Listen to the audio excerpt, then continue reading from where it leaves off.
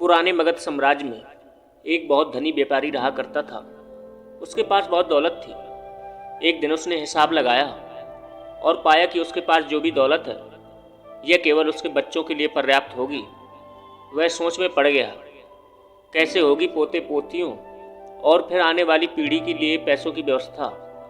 पैसे के अभाव में उनका जीवन बहुत कठिन हो जाएगा। यह सोचकर वह बहुत चिंतित रहने लगा। लेकिन उन दिनों तथागत गौतम बुद्ध मगध साम्राज्य का दौरा कर रहे थे। तभी किसी ने उनसे कहा कि आपको गौतम बुद्ध की शरण लेनी चाहिए। वह निश्चित रूप से आपकी चिंताओं का समाधान करेंगे। वह व्यक्ति गौतम बुद्ध के पास जाता है और कहता है, बुद्ध, मैं चाहता हूँ कि मेरे पास इतना पैसा हो कि मेरे बच्चे, उनके बाद उनके बच्चे और फिर उन बच्चों के बच्चे, उसी तरह अगर अगली कई पीढ़ियां मेरे पैसे का इस्तेमाल करती रहेंगी तब भी मेरा पैसा कभी खत्म न हो। गौतम बुद्ध मुस्कुराए और बोले, ऐसा ही होगा, लेकिन उसके पहले आप इस नगर के बाहर झोपड़ी में रहने वाले परिवार को एक दिन का भोजन देकर पधारें। यह सुनकर धनी व्यापारी बहुत खुश हुआ और तुरंत एक दिन के लिए खाने की चीजें भरकर बैग में वह नगर के बाहर झोपड़ी पर पहुंचा। जैसे ही वह झोपड़ी के अंदर गया, उसने देखा झोपड़ी के अंदर एक बूढ़ी सास और उसकी जवान बहू है। बुढ़िया ध्यान कर रही है और उसकी बहू रसोई में खाना बना रही थी। बहू को देखकर साहूकार व्यापारी ने खाने का सामान आगे बढ़ाया और कहा, मैं इस शहर का एक अमीर सेठ धनी व्यापारी हूं और आपके परिवार के लिए एक दिन का खाना राशन लाया हूं, रख लो। यह सुनकर बहू ने मना कर दिया और बोली, लेकिन हमारे पास आज के भोजन की व्यवस्था है। सेठ धनी व्यापारी ने कहा, तो इससे कल के खाने का इंतजाम हो जाएगा। महिला ने कहा, क्षमा करें, लेकिन हम इसे अगले दिन के लिए भी स्टोर नहीं कर सकते हैं। हम रोज खाने का इंतजाम करते हैं। यह सुनकर सेठ ने सोचा, ऐसे लोग हैं जो अपने कल के लिए भी इकट्ठा नहीं करते हैं और मैं ही हूं जो आने वाली कई पीढ़ियों के लिए धन इकट्ठा करने की चिंता में मर रहा हूं। अब वह सेठ धनी व्यापारी समझ गया गौतम बुद्ध ने उन्हें शहर के बाहर इस झोपड़ी में क्यों भेजा था। अगली सुबह वह सेठ फिर गौतम बुद्ध के पास पहुंचा और बोला, तथागत, जो तुम मुझे समझाना चाहते थे वह अब मैं समझ गया हूं, लेकिन क्या आप मुझे थोड़ा विस्तार से बताएंगे कि चिंता क्या है, यह कैसे उत्पन्न होती है और इसका समाधान क्या है। गौतम बुद्ध ने कहा, कल की चिंता करोगे तो हमारा कल बदले या न बदले, लेकिन हमारी आज की खुशियां जरूर छिन जाएंगी। चिंता एक ऐसी मानसिक बीमारी होती है जो हमारे जीवन से हर तरह की खुशियों को छीन लेती है और नीरस बना देती है। वास्तव में चिंता का कोई वास्तविक अस्तित्व नहीं होता है। चिंता एक भावना है, वह एक विचार है जो भविष्य के डर से पैदा होता है। जिन चीज़ों पर हमारा कोई नियंत्रण नहीं है, जिनके लिए हम कुछ नहीं कर सकते, उन बातों के बारे में बार बार सोचना चिंताजनक है। गौतम बुद्ध ने आगे कहा, जरा एक बार गहराई से सोचो और देखो, जिन चीज़ों पर आपका बिल्कुल नियंत्रण नहीं है, जिसे आप चाहकर भी बदल नहीं सकते, अगर आप पूरे दिन उन चीज़ों के बारे में नहीं सोचोगे तो क्या गलत होगा। यह सुनकर उस व्यक्ति ने कहा, बुद्ध, क्या आपके कहने का मतलब यह है कि हमें किसी चीज़ या घटना के बारे में सोचना बंद कर देना चाहिए। बुद्ध ने कहा, जो भी समस्या जीवन में आई है या आने वाली है, इस पर विचार करना और इसका समाधान निकालना ही हमारी बुद्धि का धर्म है। लेकिन एक ही समस्या के बारे में बार बार सोचना एक मानसिक बीमारी है। जब हमारा मन एक घटना, एक विचार में अटक जाता है, सारा दिन एक ही चीज या घटना के बारे में सोचता रहता है, उसी चीज में अटका रहता है, तो ऐसी सोच हर लेती है हमारी सारी खुशियां और सारी शांति। हमारे जीवन से सभी आनंद, चिंता का एक सरल अर्थ है। जो हमारे जीवन में नहीं हुआ है उसके बारे में व्यर्थ ही सोचते रहो। सेठ की ओर इशारा करते हुए बुद्ध ने कहा, सोचकर क्या बदलोगे, लेकिन हाँ, अगर आप इसके लिए कुछ कर रहे हैं तो आप जरूर कुछ बदलाव ला सकते हैं। लेकिन अगर आप उस चीज या घटना के बारे में बार बार सोचना बंद कर दें, इसलिए कुछ गलत नहीं होने वाला है, तो तुम एक ही चीज के बारे में क्यों सोचते रहते हो? क्यों अपने ही हाथों जीवन की सारी सुख शांति नष्ट कर रहे हो? अधिकांश घटनाएं जिनके बारे में लोग भविष्य की चिंता करते रहते हैं, उनमें से ज्यादातर अपने जीवन में कभी नहीं होते हैं। चिंता करने से आपकी भविष्य की समस्याएं हल नहीं होंगी, लेकिन आज की आपकी खुशियां जरूर चली जाएंगी। आपको एक बात का एहसास है कि चिंता से भरा एक घंटा दिन भर की मेहनत से ज्यादा थका देता है। वास्तव में तब भी जब वास्तविक जीवन में कुछ अप्रिय घटना घटित होती है, इससे हमें उतना नुकसान नहीं होता जैसा कि हमने अपने दिमाग में इसके बारे में सोचकर खुद को चोट पहुंचाई है। सेठ ने गौतम बुद्ध से पूछा, तथागत, तो आपके अनुसार जीवन जीने का सही तरीका क्या है? बुद्ध ने कहा, अतीत का दूसरा नाम पश्चाताप है, उदासी है, और भविष्य का दूसरा नाम संघर्ष है। अगर आज हमारे मन में कोई भी इच्छा है और वह पूरी नहीं होती है, तब मन भविष्य के लिए योजनाएं बनाने लगता है। यह सोचने लगता है कि भविष्य में सभी इच्छाएं पूरी होंगी। लेकिन जीवन न तो भविष्य में है और न ही अतीत में। जीवन इस क्षण का नाम है, अर्थात इस क्षण का अनुभव ही जीवन का अनुभव है।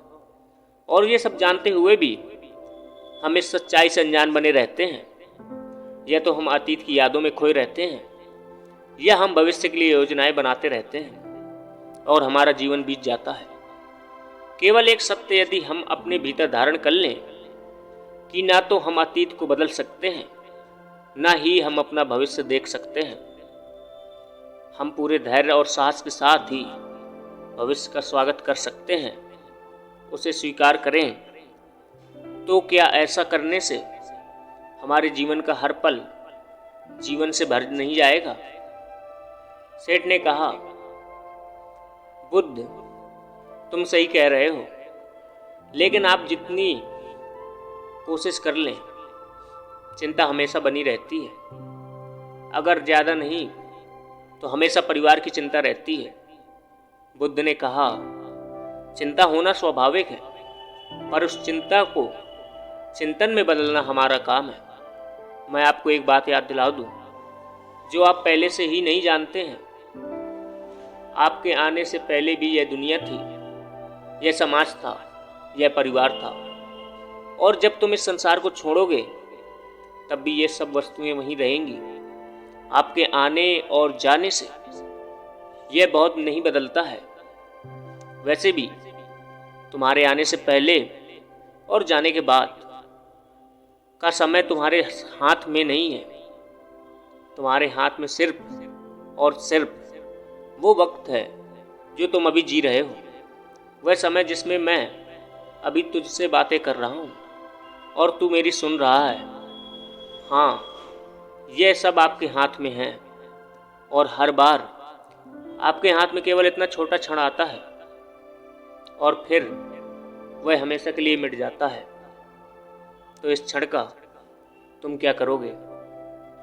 क्या चिंता करके बर्बाद करोगे? मैं तो बस इतना ही कहूँगा कि हर इंसान को सोचना चाहिए। सोचिए कैसे इस समय का अधिक से अधिक उपयोग किया जा सकता है। हम कैसे अधिक से अधिक महान कार्य कर सकते हैं। हम सब कैसे खुशियाँ बांटें। ध्यान रहे कि चिंता व्यक्ति को चिता तक ले जाती है और चिंतन उसके मन को कुंदन बना देता है। सेठ ने कहा, बुद्ध, मैं आपकी बात समझ गया कि जीवन को बहुत गंभीरता से नहीं ले रहे हैं। हमें इसे पूरी ऊर्जा और आनंद के साथ वर्तमान में जीने की कोशिश करनी चाहिए। सेठ ने आगे प्रश्न किया, लेकिन बुद्ध, यदि कोई व्यक्ति चिंता से घिरा हुआ है, वह इससे कैसे बाहर आया? गौतम बुद्ध ने कहा, क्या तुम किसी की बड़ी सुरंग से निकले हो? सुरंग के अंदर कितना भयानक अंधेरा है। अगर कोई इसके अंदर फंस गया तो क्या होगा? इसका डर हमेशा बना रहता है। इस टनल से कैसे निकलें? लेकिन अगर आप ध्यान से देखें तो सुरंग कितनी भी बड़ी क्यों ना हो, सुरंग के भीतर दूसरी ओर हमेशा प्रकाश रहता है। उस प्रकाश तक वहीं पहुंच सकता है जो पूरी सुरंग को पार कर लेता है और सुरंग के दूसरे छोर पर पहुंच जाता है। और इसी तरह हमारे जीवन में कई बार हम खुद को निराशा और चिंता की अंधेरी सुरंग में फंसा हुआ पाते हैं, जहां से निकलने का कोई रास्ता ना हो और ऐसा लगे कि यह जीवन ऐसे ही समाप्त हो जाएगा। लेकिन ऐसे में बिल्कुल उस सुरंग की तरह इस निराशा और चिंता को समाप्त करने वाली आशा की रोशनी केवल उसी को मिलती है जो आगे बढ़ता रहता है, जो कोशिश करता रहता है। इसलिए यदि आपके जीवन में कभी दुख और चिंता का क्षण आता है तो रुकना नहीं, बस प्रयास करते रहना है। असफलता और सफलता जरूर मिलेगी। अब तक सेठ गौतम बुद्ध की बात समझ चुके थे। उसने बुद्ध को धन्यवाद दिया और वहां से चला गया। लेकिन उससे पहले दोस्तों कि मैं इस वीडियो को समाप्त करता हूं, मैं आपके साथ 5 व्यवहारिक सुझाव साझा करना चाहता हूं, जिसके इस्तेमाल से आप अपने जीवन की कई चिंताओं और परेशानियों को काफ़ी हद तक कम कर सकते हैं। इसलिए पहला सबक है कि जीवन को बहुत गंभीरता से लेना बंद कर दें कि ऐसा होगा तो क्या होगा, अगर ऐसा हुआ तो क्या होगा। कुछ होने वाला नहीं है, भले ही कुछ हो जाए, आप उस स्थिति के अनुसार कोई न कोई रास्ता निकाल ही लेंगे। ब्रह्मांड में इस पृथ्वी के अस्तित्व के बाद से 4.5 करोड़ वर्ष पूरे हो चुके हैं और आप और हम जैसा कोई भी व्यक्ति 100 साल तक चिंता करके चला भी जाए तो इसमें इस ब्रह्मांड का कुछ भी बिगड़ने वाला नहीं है। इसलिए हर दिन अपने आप से यह कहें, मैं सिर्फ जिंदा नहीं रहना चाहता, लेकिन मैं भी जीना चाहता हूँ।